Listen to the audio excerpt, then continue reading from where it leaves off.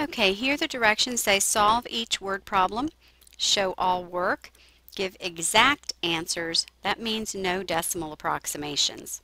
Remember, we have 4 types of word problems on this test.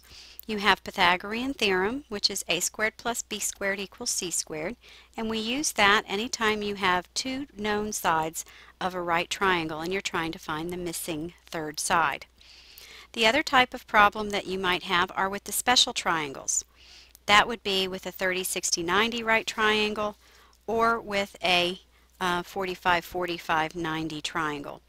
And that's not actually on this test, but I'll make up a couple problems on the review, pardon me.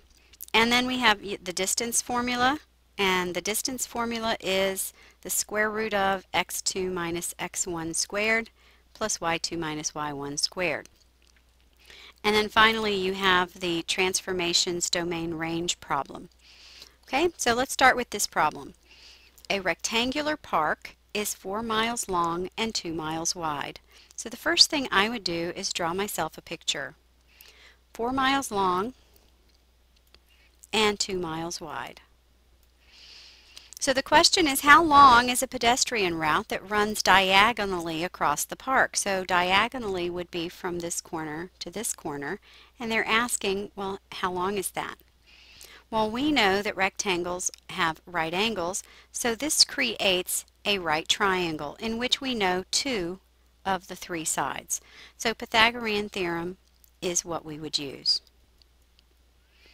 And we're trying to find the missing side, and that side happens to be the hypotenuse, which is C. So we can plug in A is 4, B is 2, and C is the unknown. And it doesn't matter whether you used A as 4 or 2, so long as you've got the A and B as 4 and 2.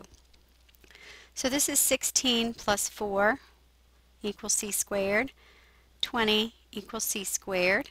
To get rid of a squared, we take the square root of both sides, and of course that could mean plus or minus, but because we're dealing with distance, we don't have negative distances. We'll only consider the positive. So C is the square root of 20. Well, we should now give an exact answer, so that simplifies to 4 times 5, and the square root of 4 is 2. So 2 square root of 5 miles long. We don't typically speak that way, but they asked for exact answers. The approximation of 2 square root of 5 is about 4.5 miles. Okay, but they did want the exact answer here. Okay, problem number 19. The lengths of 2 sides of the right triangle ABC are given. Find the length of the missing side. Once again, they gave you A and B of a right triangle, so we will use Pythagorean theorem as well.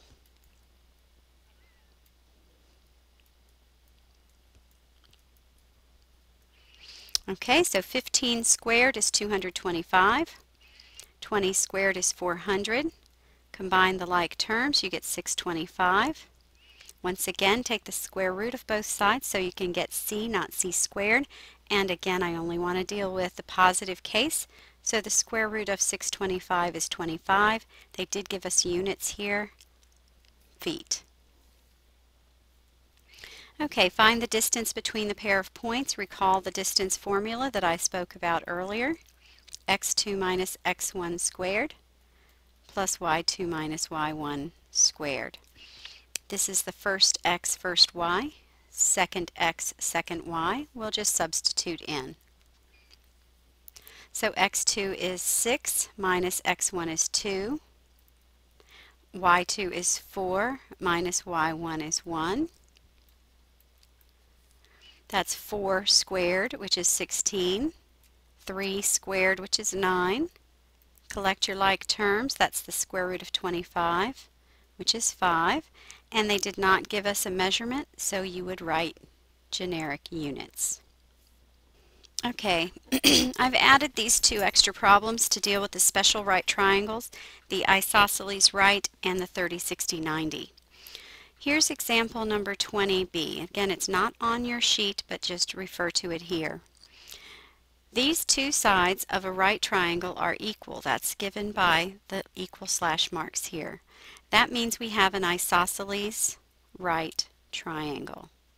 Okay, so in an isosceles right triangle, recall that the length of the measurement of the hypotenuse is the square root of 2 times the length of the leg. So if I've given the hypotenuse, which I am here, and I want to get to the leg, which I do, instead of multiplying by the square root of 2, I want to divide by the square root of 2.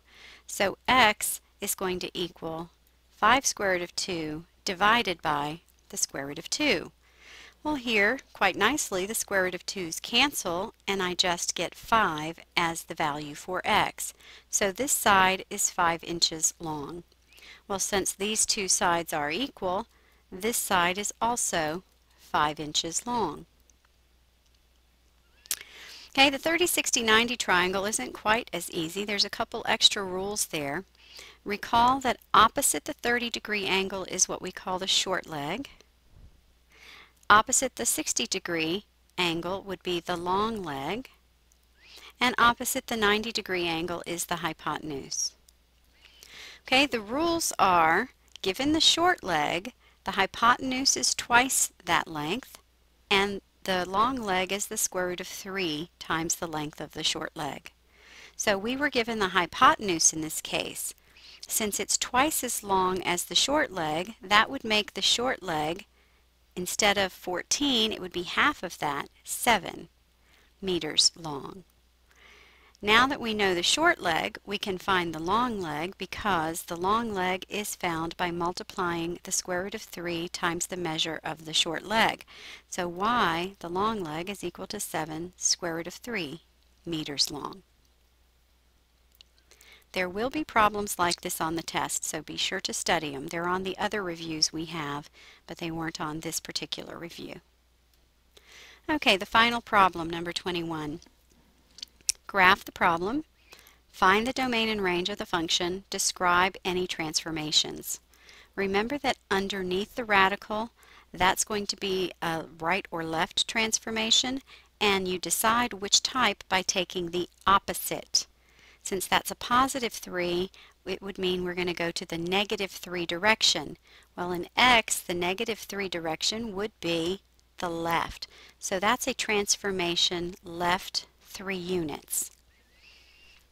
The number on the outside of the radical indicates the vertical transformation.